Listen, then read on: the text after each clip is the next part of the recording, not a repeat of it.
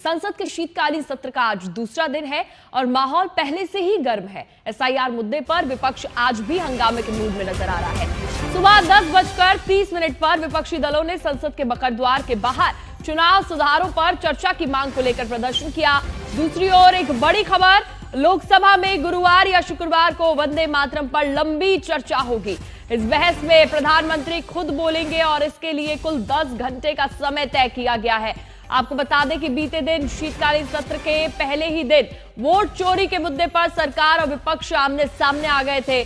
दोनों सदनों में जोरदार हंगामा हुआ।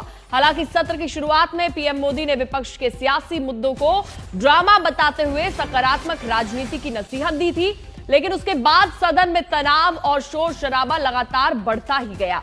यानी आज का दिन भी टकराव, माहौल और बड़ी बहसों वाला रहने वाला है।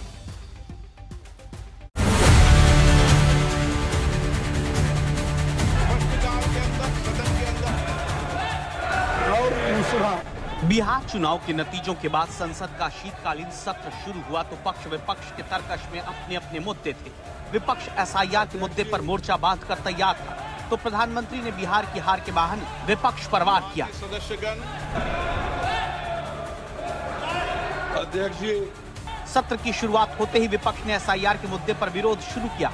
इसका अंदाजा प्रधानमंत्री को बखूबी था, लिहाजा उन्होंने सत्र की शुरुआत से पहले ही विपक्षी दलों की रणनीति पर राजनीतिक वार किए।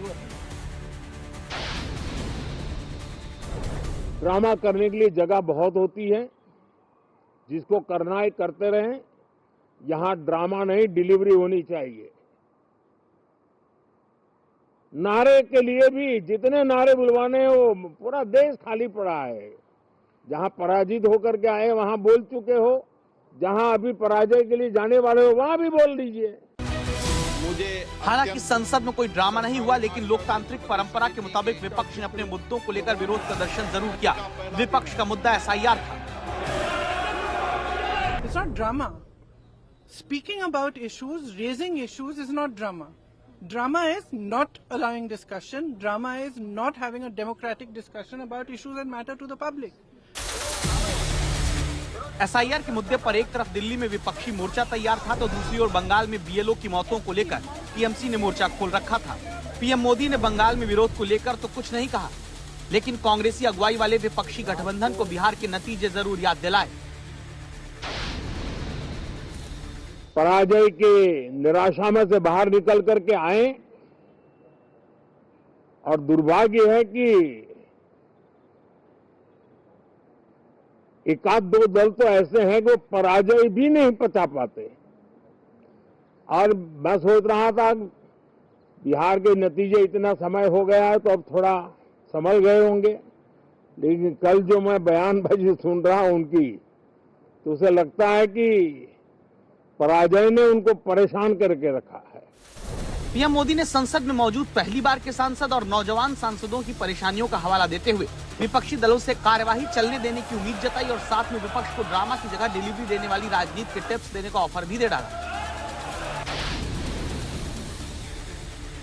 कि पिछले 10 साल से ये जो खेल खेल रहे हैं, देश स्वीकार नहीं कर रही है इन पद्धतियों को, तो अब थोड़ा बदलें, अपनी रणनीति बदलें।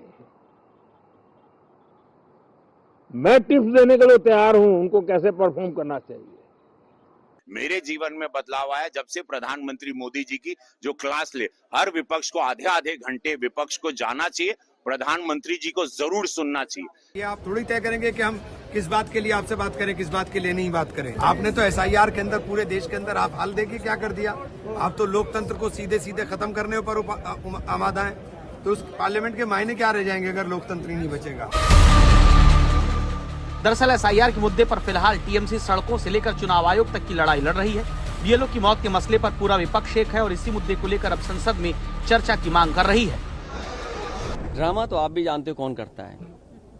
ये मुस्कुराहट बता रही है कि ड्रामा कौन करता है। ड्रामा, डेमोक्रेसी, केवल इसलिए ड्रामा शब्द का इस्तेमाल करना क्योंकि डी से डेमोक्रेसी है। हम ये चाहते हैं कि सिंसियरिटी से काम हो एसआईआर पे और कोई भी मतदाता छूटे नहीं। जो ये जान जा रही है, ये भी ड्रामा है क्या? हमारे साथियों ये बताइए, जो बीएलओ ये जान चली गई जिनकी, तो ये क्या ड्रामा था कि जान जाना?